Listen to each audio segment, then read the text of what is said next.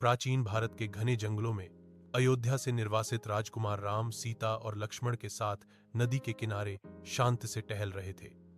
शाम का सूरज लाल चमक रहा था और आकाश के नीचे नदी चांदी की आग की तरह चमक रही थी। जैसे ही वे आगे बढ़े, जंगल में एक अजीब सी शांति छा गई। पक्षियों ने गाना बंद कर दिया, हवाएं धीमी हो गईं और बहती नदी ने अपनी सांस रोक ली, मानो बोलने का इंतजार कर रही हो। 3 राम ने अपने हाथ धोने के लिए पानी के पास झुककर देखा तो सतह असामान्य रूप से हिलने लगी। नदी से धीमी फुसफुसाहटें उठीं, जो डर और तात्कालिकता दोनों को लिए हुए शब्द बना रही थीं। 4 राम, नदी फुसफुसाई, तुम खतरे की ओर बढ़ रहे हो। एक छाया तुम्हारे मार्ग का अनुसरण करती है। उस व्यक्ति से सावधान रहो जो तुम्हारा भाग्य तोड़ना चाहता है। राम शांत सम्मान के साथ सुनते हुए स्थिर खड़े रहे।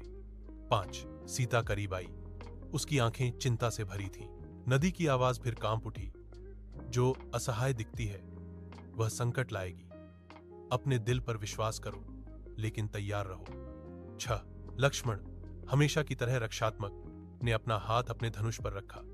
हमें यह खतरा दिखाओ, उसने मांग की। लेकिन नदी ने केवल आह भरी, मैं नहीं कर सकती, मैं केवल चेतावनी दे सकती हूं। 7 राम ने धीरे से सिर हिलाया।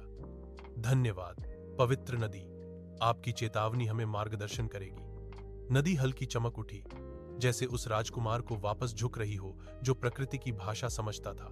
8 एक ठंडी हवा पानी पर चली और लहरें फीकी पड़ गईं। नदी फिर से शांत हो गई, फिर भी उसके शब्द उनके दिमाग में एक भविष्यवाणी की तरह अंकित रहे।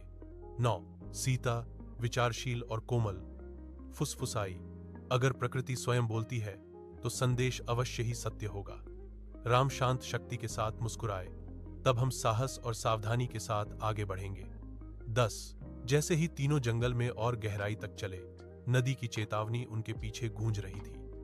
राम को खतरे का डर नहीं था, लेकिन अब वह जानता था कि नियति पहले ही प्रकट होना शुरू हो गई है।